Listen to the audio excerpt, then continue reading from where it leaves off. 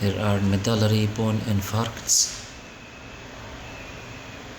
multiple irregular serpiginous cavities with thin hyperintense zone, and inside there is another hypointense rim.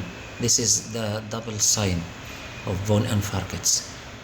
They are serpiginous and they appear in the medulla. This is bone infarcts. Also there are osteonecrosis of the epiphyses. Here decrease the signal intensity, decrease size and irregularity.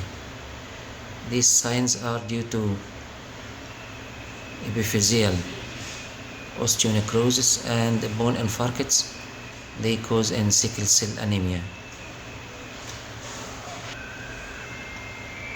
That's also T2.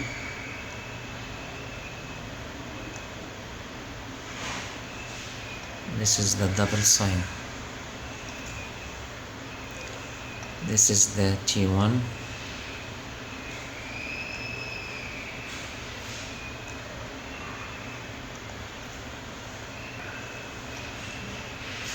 T2 axial or stair. This is the serpiginous cavities, hyperintensity, and the double sign. They appear like the Chinese letters, the irregularity inside.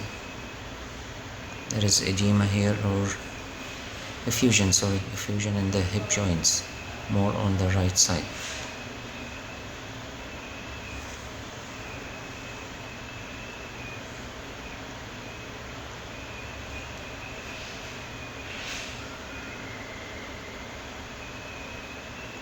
These are the bone infarcts, irregular serpiginous, and double line sign is very characteristic in bone infarcts. That's the sagittal views.